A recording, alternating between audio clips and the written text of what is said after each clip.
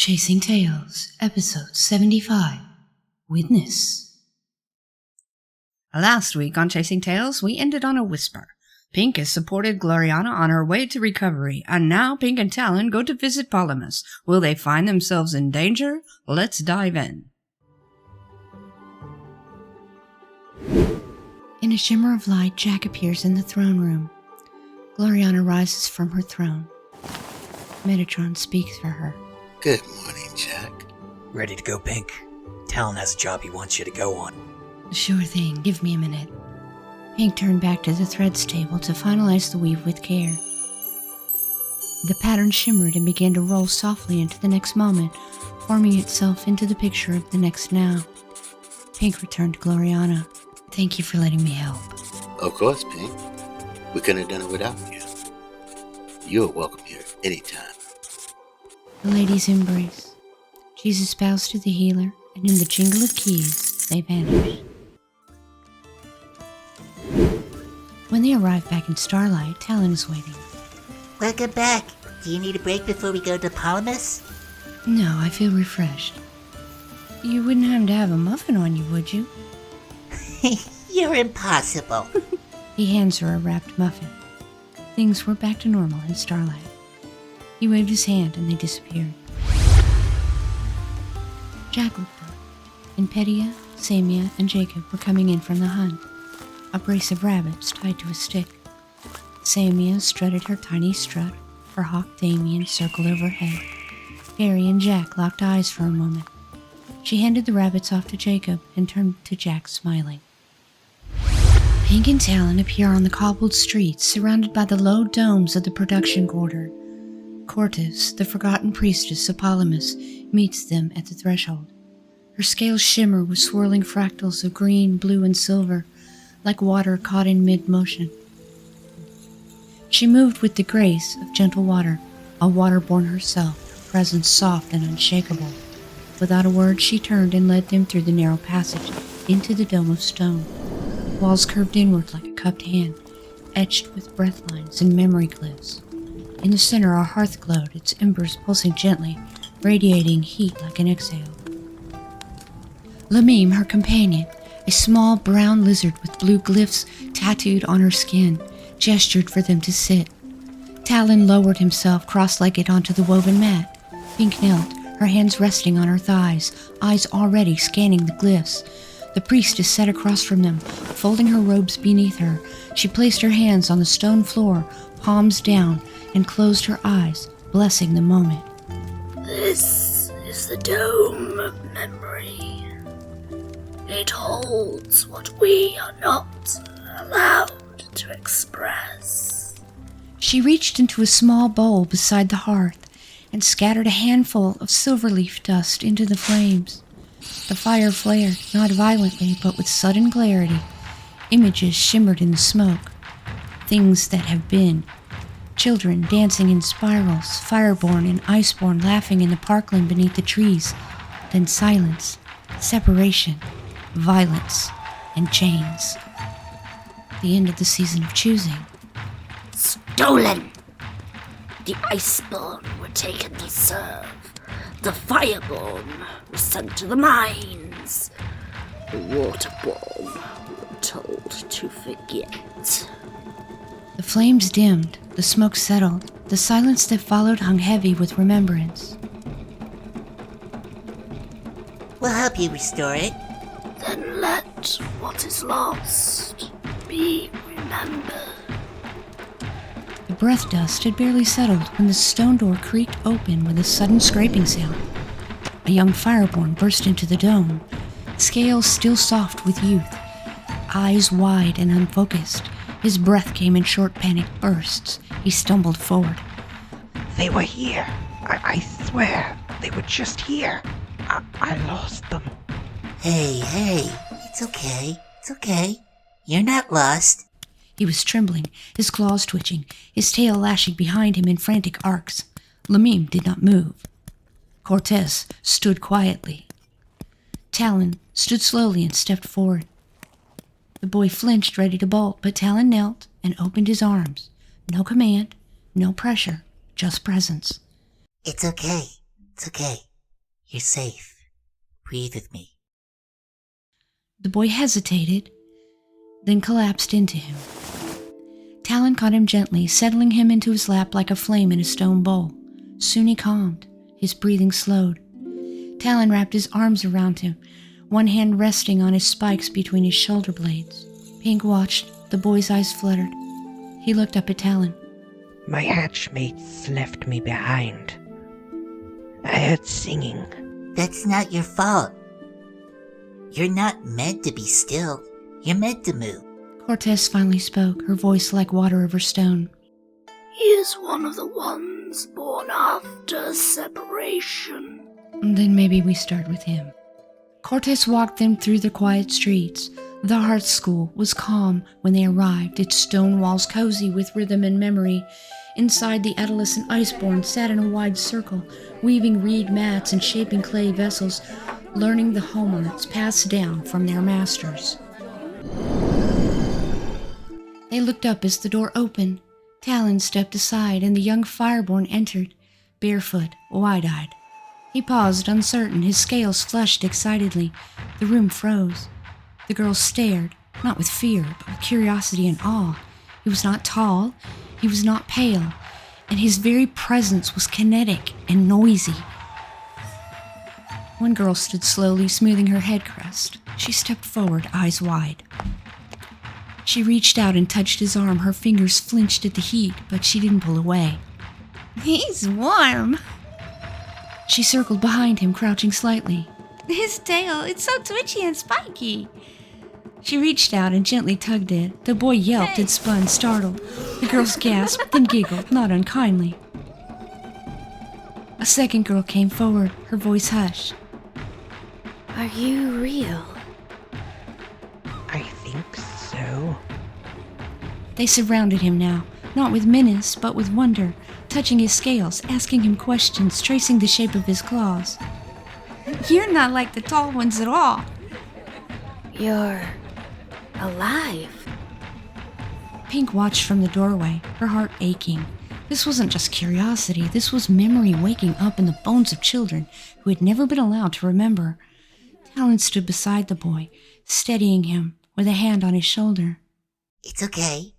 They've just never seen anyone like you before. I've never seen anyone like them either. The girls laughed again, softer this time. One offered him a lump of clay, the other a reed. The instructress coughed to bring the girls back to their lessons. The lesson resumed, but now the circle was wider. For the first time in a generation, fire and ice sat together in the same room. Curious, awkward, and utterly alive. The others had drifted back to their shaping mats, the lesson resuming in soft murmurs and laughter, but Varel stayed where she was, nestled in Pink's lap, her breath slow and even. Pink stroked gently down her scales, not speaking. After a long while, Varel tilted her head back to look up at her. Can I ask you something? Of course. When the seasons come back, can I choose Sparks? Pink blinked. The question was simple, but landed like stone in still water. Do you want to? I think so. He's loud and strange, and he doesn't know how to shape anything. But he listens, and he made Jessica laugh. And when the teacher got scary, he stood up. I like him. Then yes, when the season returns, you can choose. Even if no one tells me to? Especially then. I'm going to tell him, but not yet. Oh, that's all right. You have plenty of time. Pink turned to Talon, her arms still around Varel. She smiled, soft, wry, and shrugged. Well, that happened. She chose you. That's a first. In a huff, the instructress stormed out of the room, leaving them alone. The door opened again, this time with purpose. The instructress returned, her posture stiff.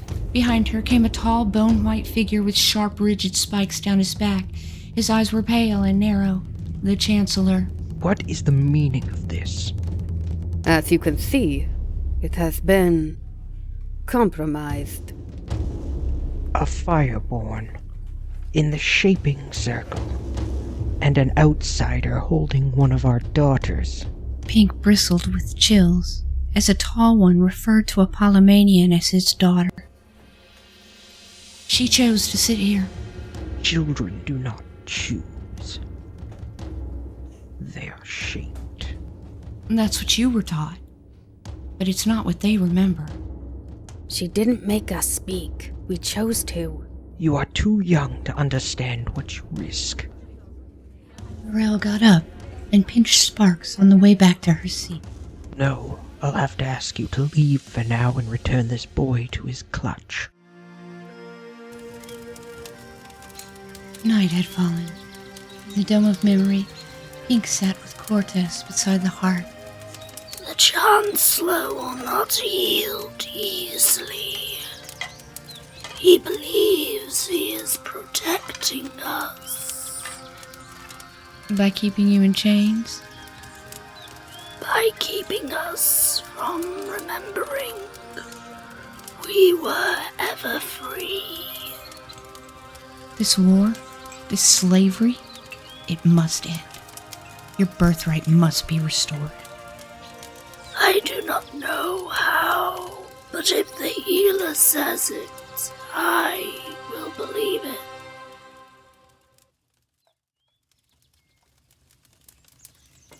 The next morning, Lamim shuffles quietly, purposefully about, making breakfast. Pink wakes and watches her. Cortez speaks from behind her. Today, go to the mines, the incubators, follow the threads. The threads? The threads of suffering. The ones that bind to becoming. You think they altered the hatchlings? I know they did. Alan, you go get Sparks and I'll meet you at the gate.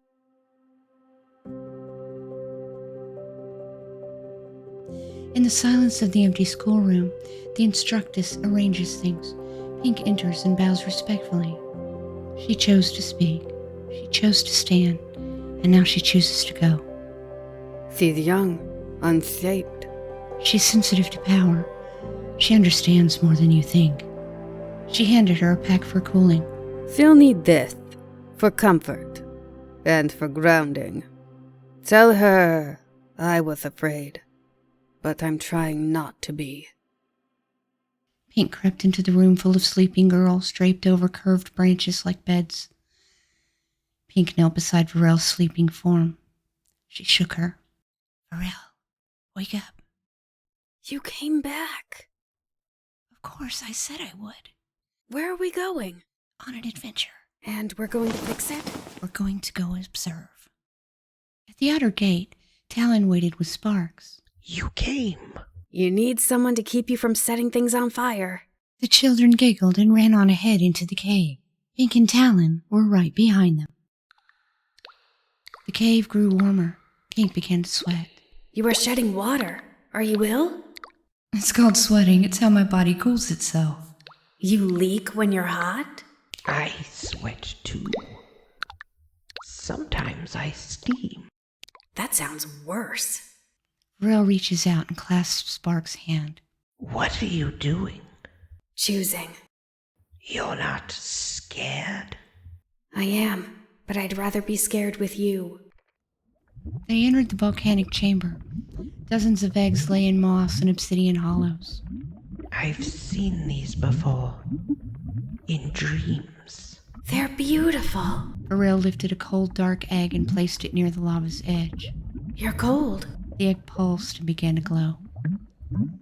Sparks cradled a broken egg, the tiny half-formed embryo still inside. This one has died, but it still deserves to go home. That was kind. It didn't feel kind. It was. They walked down the narrow slope. Soon the ringing of hammers and pickaxes can be heard. In the next chamber, grown fireborn males begin to notice them, putting down their tools, watching them solemnly. A maroon male with one eye and a missing tail leaned on a pickaxe. You're not supposed to be here. Neither are you. Pink laid hands on the maroon male. His tail regrew and his eye cleared. Thank you.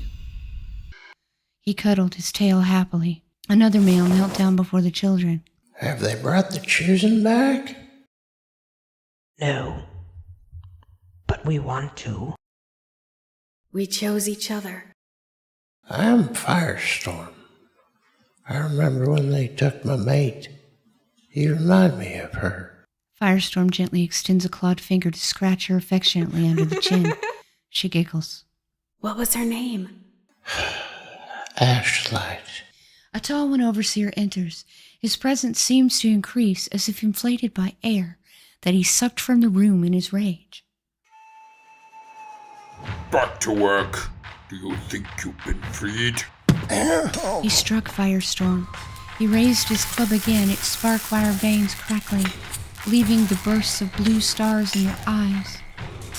Pink stepped between them. She caught the club mid-swing, the shock stabbing through her. She absorbed the pain without flinching, without a sound. Her eyes glowed in the dark, a silent warning and a promise.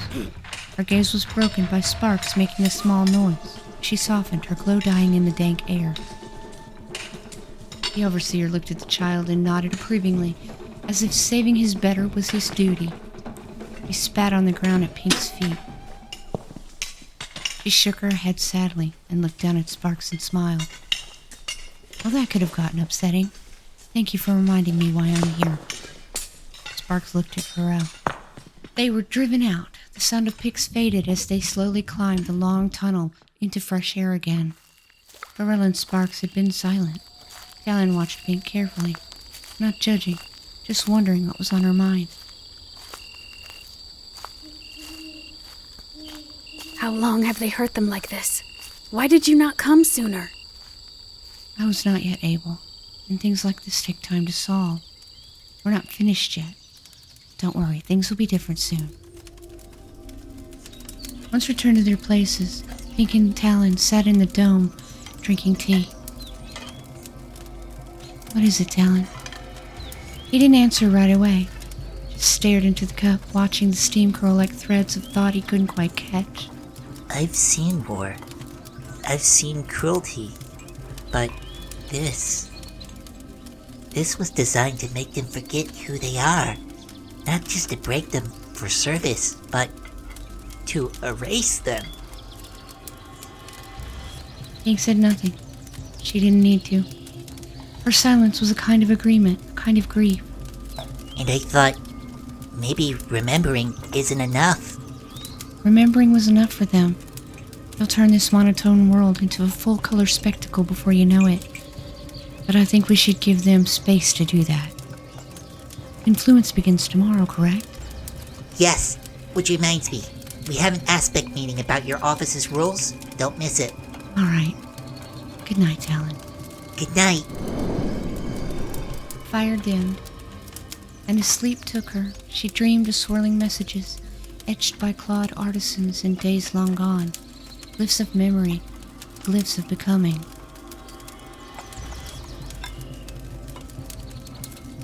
In the depths of memory and stone, the choosing stirs. Pink and Talon and the younglings descend into the forgotten chambers of Polimus, where broken eggs pulse with new light and old wounds begin to mend. Sparks and Varel take their first steps towards something sacred, choosing each other in a world that had forbidden it. But when hope meets resistance, and healing is met with violence, the truth becomes undeniable. The past was stolen, but the future is waking, and it remembers. Stay tuned for the next gently healing episode of Chasing Tales, episode 76, Woven.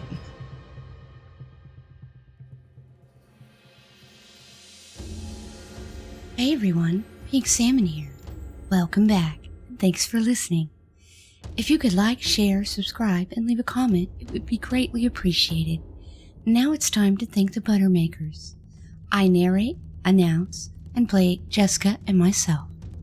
Guide plays Jack and Talon. Pat voices Metatron. Steve plays the Overseer. Christine voices Varel and the Instructress. Blue plays the Chancellor and Sparks. Alamo voices Firestorm. And Viper plays Lamime and Cortez. All music and sound effects are sourced from YouTube and Envato Elements, except guns. Those come from Creeper. This is an original production, written and produced by Pink Salmon. Gingerbread Man is story advisor. We hope you've enjoyed the story so far. We have 25 episodes to go. If you'd like to support the project, share with your friends. Thanks, and come back for the next episode of Chasing Tales. This is Pink signing off. See you on the clip side.